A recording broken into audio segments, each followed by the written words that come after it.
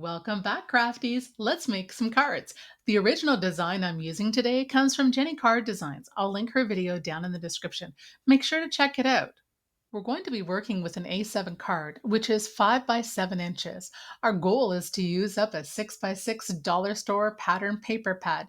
Yes, you heard that right. Dollar store paper. I've used 5 of the 6 by 6 sheets for this project.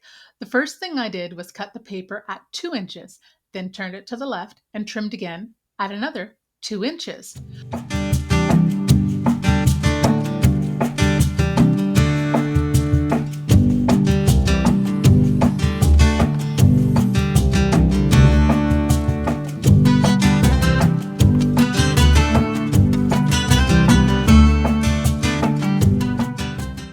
Your paper cut should look like this pattern here, and then you repeat with your other chosen paper patterns.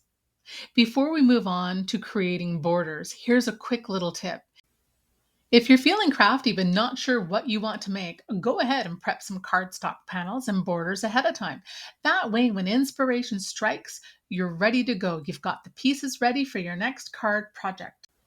Let's chat about the border size. For this project, the border measures 6 1/4 inches long by 4 1/4 inches wide.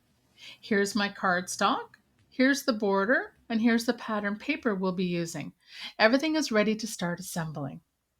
Before we glue anything down, let's talk embellishments. I'm using clear stamps for my sentiment. This one says happy birthday. And can you tell which ones are my well-loved go-tos? I like to use my Stamp Perfect tool for this step. The great thing about this tool is that it keeps your card in place. So if your stamp isn't as dark as you'd like, you can re-ink it and stamp again in the exact same spot. Just repeat until you get the ink coverage that you want. For die cutting, one of my favorites. As you know, on this channel, we use what we have, and it's a Cuttlebug machine.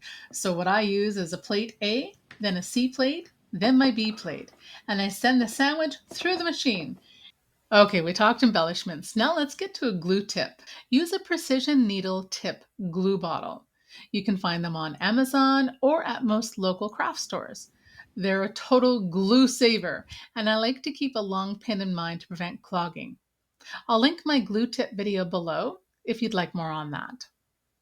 Moving right along, it's time to glue our panel down. We're going to use the small square we cut earlier and add some glue to the back and adhere it to the border panel. Since I have arthritis in my hands, I use a bone folder to smooth everything out. It really helps get a nice flat surface without putting too much pressure on my fingers. Finally, we're moving on to the rest of our card layout. We're placing down the remaining paper panels, adding our embellishment strip across the front, and then finishing it off by adding foam squares to the back of our embellishment for a bit of dimension. And don't forget the inside. I like to use one of those leftover scraps from the paper pattern and place it inside the card. It ties the design together nicely. And here we have all 4 cards we created today.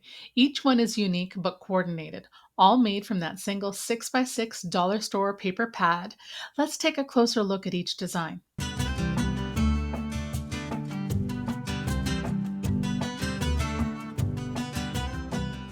Thank you so much for watching. That's how we made our 4 beautiful cards using dollar store pattern paper, plus a few supplies like stamps and die cuts.